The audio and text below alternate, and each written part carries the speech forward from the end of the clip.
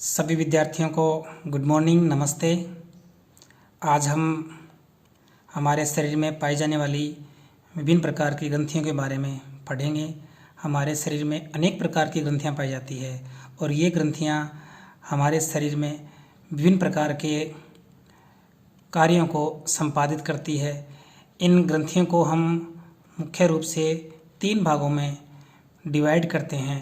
एक है exocrine glands यानी बहिस्रावी ग्रंथियाँ, एक है एंडोक्राइन ग्लैंड्स यानी अंतःस्रावी ग्रंथियाँ और एक है मिक्स्ड ग्लैंड यानी मिश्रित ग्रंथियाँ। इन ग्रंथियों से अनेक हार्मोन्स निकलते हैं और वो हार्मोन्स शरीर में उन हार्मोन्स का जो टारगेट ऑर्गन होता है वहाँ पहुँचते हैं और उस हार्मोन से होने वाली जो क्रिया है वो संपन्न होती है। इन तीनों ग्रंथियों में अंतर होता है। जैसे एंडोक्राइन ग्लैंड्स यानी ऐसी ग्रंथियाँ जिन ग्रंथियों से निकलने वाला रसायन या हार्मोन्स सीधे ही ब्लड में स्रावित होता है, ये ग्रंथियाँ एंडोक्राइन ग्लैंड्स कहलाती है। अर्थात ऐसी ग्रंथियाँ जिनके स्राव या अर्थात हार्मोन को ले जाने के लिए किसी प्रकार की डक्ट नहीं पाई जाती, इनसे निकलने वाला हार्मोन सीधे ही ब्लड में स्रावित किया जाता है और वहाँ से टारगेट ऑर्गन तक पहुँचता है। दूसरी ग्रंथियाँ हैं एक्सोक्राइन ग्लैंड्स यानी ऐसी ग्रंथियाँ कि जिन ग्रंथियों से निकलने वाला हार्मोन्स ब्लड में स्रावित नहीं होता है, यानी इन ग्रंथियों से निकलने वाला हार्मोन्स एक डक्ट के द्वारा टारगेट ऑर्गन तक ले जाया जाता है। यानी इन ग्रंथियों में डक्ट या वाहिनी पाई जाती है जो इनके स्राव यानी हार्मोन को टारगेट ऑर्गन तक ले जाती है, जबकि एंडोक्राइन ग्लैंड्स में किसी प्रकार की डक्ट नहीं पाई जाती है। इनसे निकलने वाला हार्मोन सीधे ही ब्लड में स्रावित होता है। तीसरी प्रकार की जो ग्रंथियां थी मिक्स्ड ग्रंथियां, ऐसी ग्रंथियां जिनमें एंडोक्राइन ग्लैंड्स तथा एक्सोक्राइन ग्लैंड्स दोनों ग्रंथियों के लक्षण पाए जाते हैं, उन ग्रंथियों को हम मिक्स्ड ग्लैंड कहते हैं, यानी मिश्रित ग्रंथियां उन्हें कहा जाता है। जैसे कि इस चित्र में भी दिखाया गया है, जैसे ये एक्सोक्राइन ग्लैंड्स है, इस ग्रंथि से निकलने वाला जो हार्मोन्स है वो एक डक्ट के द्वारा टारगेट ऑर्गन तक जाएगा। ये है एंडोक्राइन ग्लैंड्स। इस ग्रंथि की सेल्स के द्वारा जो स्रावित हार्मोन है वो डायरेक्ट है ब्लड में ही स्रावित किया जाता है, ब्लड के थ्रू टारगेट ऑर्गन तक पहुंचता है। अब हम लेते हैं एंडोक्राइन ग्लैंड्स यानी ऐसी ग्रंथियां जिनके स्राव को टारगेट ऑर्गन तक ले जाने के लिए किसी प्रकार की डक्ट या वाहिनी नहीं पाई जाती है। ये डक्टलेस ग्लैंड होती है। हमारे शरीर में अनेक प्रकार की एंडोक्राइन ग्लैंड्स पाई जाती है। मुख्य तो जो ग्रंथियां हैं, जो मेजर एंडोक्राइन ग्लैंड्स हैं उनमें है pineal glands, parathyroid, thyroid, pituitary, thymus, adrenal, pancreas, female में ओवेरी, मेल में टेस्टिस। ये ग्रंथियां ऐसी है जो हमारे शरीर की मुख्य बड़ी ग्रंथियां हैं जो हार्मोन स्रावित करती है, जिससे शरीर में अनेक प्रकार की क्रियाएं हैं, कार्य हैं, वो संपन्न होते हैं। यहाँ भी वही शरीर में पाई जाने वाली जो बड़ी ग्रंथियां हैं एंडोक्राइन ग्लैंड्स हैं, adrenal, thyroid, pancreas, pituitary, ovary, testis, thymus, brain में हाइपोथैलेमस। जो मेल और फीमेल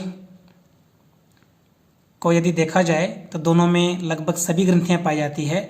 फीमेल में ओवेरी गोनेड्स होते हैं जिनसे कि हार्मोन्स निकलते हैं, मेल में टेस्टिस होते हैं जिनसे भी हार्मोन्स निकलते हैं। अब यदि हम ये लें कि एंडोक्राइन ग्लैंड्स काम कैसे करती है, एंडोक्राइन ग्लैंड्स के अंदर जो सेल्स होती है उनसे निकलने वाला जो हार्मोन्स हैं वो सीधे ही ब्लड में आता है। यानी इन ग्रंथियों से निकलने वाला रसायन हार्मोन डायरेक्ट ब्लड में आता है और ब्लड के द्वारा यह टारगेट सेल तक या टारगेट ऑर्गन तक पहुंचता है। यानी इनके स्राव को ले जाने के लिए किसी प्रकार की डक्ट या कैनाल नहीं पाई जाती, इसीलिए यह एंडोक्राइन ग्लैंड्स होती है। इसी प्रकार हमारे मस्तिष्क में कुछ न्यूरॉन्स होती हैं जो कि स्रावी स्वभाव सिक्रेशन का स्वभाव डेवलप कर लेती है उन कोशिकाओं को हम न्यूरोसेक्रेटरी सेल्स या तंत्रिका स्रावी कोशिकाएं कहा जाता है। जो तंत्रिका कोशिकाएं होती है उसमें लंबे एक्सोन्स होते हैं। तो इन न्यूरोसेक्रेटरी सेल्स के द्वारा स्रावित होने वाला जो हार्मोन है, जिसे हम न्यूरो हार्मोन भी कहते हैं, ये न्यूरो हार्मोन्स एक्सोन के द्वारा जो इस सेल के जो टर्मिनल एंड्स होते हैं, अंतस्थ भाग होते हैं, वहाँ तक ले जाया जाता है और वहाँ से ब्लड में छोड़ दिया जाता है और ब्लड से फिर ये हार्मोन्स टारगेट ऑर्गन तक पहुँचता है। इसी प्रकार इस चित्र में भी ये दिखाया गया है कि जो नर्वस सेल्स है उसके एक्सोन्स के द्वारा जो इस न्यूरॉन से निकलने वाला जो रसायन है वो दूसरी न्यूरॉन्स तक पहुंचता है। तो इस प्रकार हम कह सकते हैं कि जो एंडोक्राइन ग्लैंड्स होती है उनसे निकलने वाला जो हार्मोन्स होता है, रसायन होता है, वो सीधे ही ब्लड में ट्रांसफ़र कर दिया जाता है और ब्लड से टारगेट सेल तक वो पहुंचता है। इस चित्र में भी देखें तो हम यही है कि ये स्रावी कोशिका है ग्लैंड्स की, यहाँ से हार्मोन्स निकलता है, सीधा ब्लड में आता है, ब्लड के थ्रू हार्मोन्स है वो ट्रांसपोर्ट होके वो टारगेट सेल तक पहुंच जाता है। एंडोक्राइन ग्लैंड्स की सेल है, यहाँ से हार्मोन्स निकलता है, ब्लड के थ्रू टारगेट सेल तक पहुंचता है। इस प्रकार अब हम कह सकते हैं कि जो अंतःस्रावी ग्रंथियाँ होती है उन ग्रंथियों से जो हार्मोन्स निकलते हैं वो ब्लड में आते हैं और ब्लड से टारगेट सेल तक पहुंचते हैं। किसी प्रकार की डक्ट इन एंडोक्राइन ग्लैंड्स में नहीं पाई जाती। दूसरी जो ग्रंथियां थी वो थी एक्सोक्राइन ग्लैंड्स।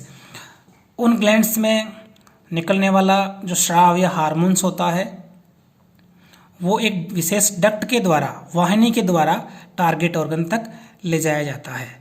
तो इस तरह से आज का हमारा टॉपिक था आउटलाइन ऑफ एंडोक्राइन ग्लैंड्स, जिसमें हमने एक्सोक्राइन ग्लैंड्स के बारे में, एंडोक्राइन ग्लैंड्स के बारे में पढ़ा तथा मिक्स्ड ग्लैंड्स के बारे में भी पढ़ा। धन्यवाद।